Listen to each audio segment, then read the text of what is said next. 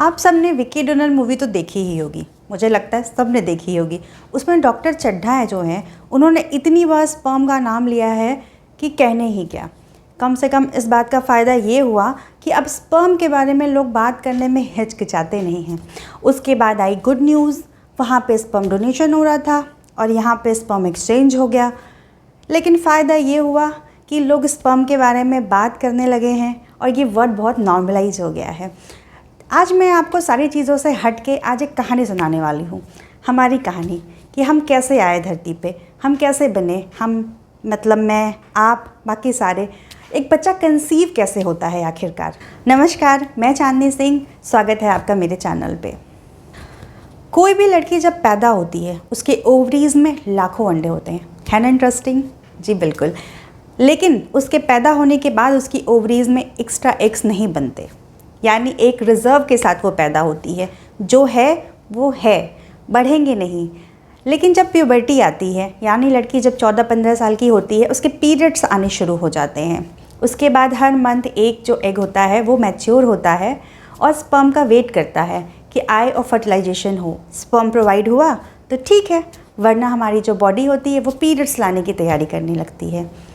मुझे जहाँ तक लगता है आप लोगों के बायोलॉजी टीचर जो होंगे स्कूल में, रिप्रोडक्शन चैप्टर जो होगा वो ज़रूर स्किप किया होगा। आप सबके साथ हुआ होगा, कमेंट करके बताइएगा। हमारे जो टीचर थे वो रिप्रोडक्शन चैप्टर से ऐसे भागते थे जैसे कोई भूत देख लिया हो। पढ़ाना ही नहीं चाहते थे। कभी बोलते थे खुद से पढ़ लेना, कभी बोलते थे चैप्टर में कुछ खास है नहीं। भैया इसी में तो सब कुछ है। धरती पे आप कैसे आए, हम कैसे आए, सारी चीज़ें इसी में तो है। इसके बारे में बात करने में इतनी हिचकिचाहट क्यों, आज तक समझ में नहीं आया। चलिए, लेकिन हम बात करेंगे, मैं नहीं हिचकिचाऊंगी, आप भी नहीं हिचकिचाइएगा। स्पर्म की रेस के बारे में बात करते हैं कि कैसे स्पर्म अंडे की तरफ रेस लगाता है, कैसे जीतता है और कैसे एक बच्चा कंसीव होता है और वो धरती पे आता है। हम महिलाओं में एक मंथ में एक ही अंडा निकलता है, लेकिन पुरुषों के साथ ऐसा नहीं होता है। वो जब एक बार इजैकुलेट करते हैं लाखों स्पर्म्स निकलते हैं। लेकिन बच्चा कंसीव करने के लिए सिर्फ एक स्पर्म की ज़रूरत होती है। हमें लाखों का क्या करना है, वो तो वेस्ट ही होने हैं। लाखों स्पर्म में से एक ही स्पर्म जीतता है। शायद इसीलिए लोग अपने बच्चों को कहते हैं हमारा बच्चा लाखों में एक है। लॉजिक मुझे आज समझ में आया, इसके पहले मुझे समझ में नहीं आता था लोग क्यों कहते थे मेरा बच्चा लाखों में एक है। वो इसीलिए कि लाखों स्पर्म में से एक स्पर्म जीतता है और बच्चा बनता है। आपको समझ में आया? चलिए बात करते हैं कि फर्टिलाइजेशन कैसे होता है, कैसे स्पर्म और एग मिलते हैं और बच्चा कंसीव होता है। ये है स्पर्म। इनको फर्टिलाइजेशन के लिए यानी एग तक पहुंचने के लिए बहुत लंबा सफ़र तय करना पड़ता है। वैसे तो ये सफ़र सिर्फ 20 सेंटीमीटर का होता है, लेकिन ये 20 सेंटीमीटर इनके लिए इतना लंबा है जैसे हमारे और आपके लिए 500 किलोमीटर पैदल चलना। बेचारे छोटे से स्पर्म को बहुत मेहनत करनी पड़ती है, अप्रिशिएट करना चाहिए। इजैकुलेशन के बाद कुछ तो बेचारे वहीं ख़त्म हो जाते हैं, कुछ को तो महिलाओं की बॉडी के इम्यून सिस्टम जो है वो चुन चुन के मारता है। बेचारे यहाँ भी कुछ मर जाते हैं। अब नेक्स्ट राउंड के लिए सिर्फ वहीं बचते हैं जो फिट होंगे। Survival for the fittest theory पढ़ी है आपने बायोलॉजी में, पढ़ी होगी। अब यहाँ ये स्पर्म एग तक यानी अपनी मंजिल तक बढ़ रहा होता है। वहाँ ओवरी से निकल के एग फेलोपियन ट्यूब में आता है। फेलोपियन ट्यूब में कुछ फिलामेंट्स होते हैं, हेयर लाइक स्ट्रक्चर्स होते हैं। वो एग को ढकेलते हैं स्पर्म की तरफ, जहाँ पे एग और स्पर्म की मीटिंग होगी। अब देखते हैं, आइए हमारा बेचारा स्पर्म कहाँ तक पहुँचा है। यहाँ स्पर्म्स में बहुत तगड़ा कंपटीशन हो रहा है। हमें आगे पहुँचना है, हमें आगे पहुँचना है। इतने सारे स्पर्म हैं, रेस में पार्टिसिपेट कर रहे हैं, भागे जा रहे हैं, दौड़े जा रहे हैं कि हम पहले पहुँचेंगे एग तक। वैसे ही जैसे अगर किसी लड़की को इम्प्रेस करना हो तो सारे लड़कों में कंपटीशन हो जाता है। जो जीतता है लड़की को वही इम्प्रेस कर पाता है। नेचर ने ऐसा हमें ही नहीं सारे जीव जंतु को बनाया है। हर जीव जंतु में जो नर होता है, मादा को इम्प्रेस करने के लिए उसे बड़ी मेहनत करनी पड़ती है। भटक गए हम। अब देखते हैं हमारा स्पर्म कहाँ तक पहुँचा। कई स्पर्म जो होते हैं वो तो रास्ता भटक जाते हैं, उन्हें पता ही नहीं होता कहाँ पहुँचना है। कुछ फेलोपियन ट्यूब में अटक जाते हैं, वहीं रह जाते हैं।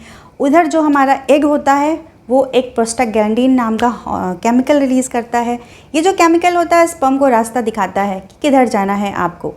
वो केमिकल उनको बताता है आइए इधर आपका स्वागत है। अब बहुत कोशिशें करके, बहुत रेस लगा के, लड़ाई वड़ाई करके एक स्पर्म पहुंच जाता है अंडे तक। अंडे के जो बाहरी सतह होता है उसके ऊपर ग्लाइकोप्रोटीन होता है। अब स्पर्म को क्या करना होता है, स्पर्म को एग के सरफेस पे जाके अटैच करना पड़ता है खुद को। अटैचमेंट के बाद बड़ी मेहनत करनी पड़ती है यहाँ फिर से। अब उसको किसी भी तरीके से मेहनत करके, खूब कोशिशें करके एग के सरफेस के अंदर घुसना पड़ता है। उसका जो हेड होता है वो एग के सरफेस में चला जाता है, टेल बाहर ही छूट जाता है। इस तरीके से होता है फर्टिलाइजेशन। तो कुल मिला के कड़ी मेहनत हमें पहले ही से ही करनी पड़ती है। यहाँ आते हैं, यहाँ बड़ा स्ट्रगल है, कंपटीशन है, डिप्रेशन होता है, मेहनत करना पड़ता है, हार्डवर्क करना पड़ता है, अचीव नहीं कर पा रहे हैं, बहुत सारा रोना रोते हैं। अगर यही रोना स्पर्म ने पहले रोया होता तो आप आए ही नहीं होते, आप पधारे नहीं होते। तो रोना बंद करिए, मोटिवेशन लीजिए। भैया जन्म से पहले ही बहुत मेहनत करनी पड़ती है, तो अभी क्यों नहीं कर सकते। अब जो स्पर्म चला गया वो तो जीत गया, नंबर 1 आ गया। अब यहाँ सेकंड थर्ड जो आते हैं उनका कोई काम नहीं है, वो सिर्फ बाहर बैठ सकते हैं और बाहर बैठ के खुद की परफॉर्मेंस को कोसें कि थोड़ा पीछे हम रह क्यों गए। तो लाइफ में भी जो फर्स्ट आता है दुनिया उसी को याद रखती है। सेकंड थर्ड वालों को मेडल देके छोड़ दिया जाता है, लेकिन याद कोई नहीं रखता। अब फर्टिलाइजेशन के बाद ये जो फर्टिलाइज एग होता है वो खुद को डिवाइड करना शुरू कर देता है। धीरे धीरे 2 सेल बनते हैं, 2 सेल से वो 4 सेल बनता है, 4 से 8, 8 से 16, इसी तरीके से वो खुद को डिवाइड करता जाता है। और ये प्रोसेस 5 दिन तक चलता है फैलोपियन ट्यूब में। जब 5 दिन के बाद ये फर्टिलाइज एग ब्लास्टोसिस्ट बन जाता है, उसके बाद वो धीरे धीरे फैलोपियन ट्यूब से यूट्रस की तरफ नीचे आता है। इधर यूट्रस क्या करता है, प्रोजेस्टेरोन हार्मोन रिलीज़ करता है, अपनी वॉल को तैयार करता है ताकि जो एग आए अगर तो वो खुद से उसको अटैच कर सके। अटैच करने के बाद यहीं पे जो फर्टिलाइज एग है या ब्लास्टोसिस्ट है उसकी आगे की जर्नी होगी। अब जब ये फैलोपियन ट्यूब से फर्टिलाइज एग नीचे आता है और ख़ुद को यूट्रस से अटैच करता है, इसी को हम कहते हैं कॉन्सेप्शन।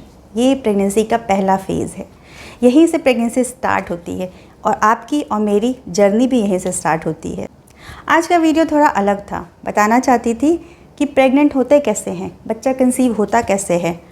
बहुत मारा मारी होती है। अगर आप डिप्रेस हो रहे हैं कि मुझे प्रेगनेंसी नहीं हो रही है, आप परेशान हो रहे हैं, कंसीव नहीं हो रहा है, बहुत सारे कमेंट्स आते हैं, प्रेगनेंसी नहीं हो रही है, कंसीव नहीं हो रहा है, डिप्रेस हो रहे हैं, फलाना ढिमकाना।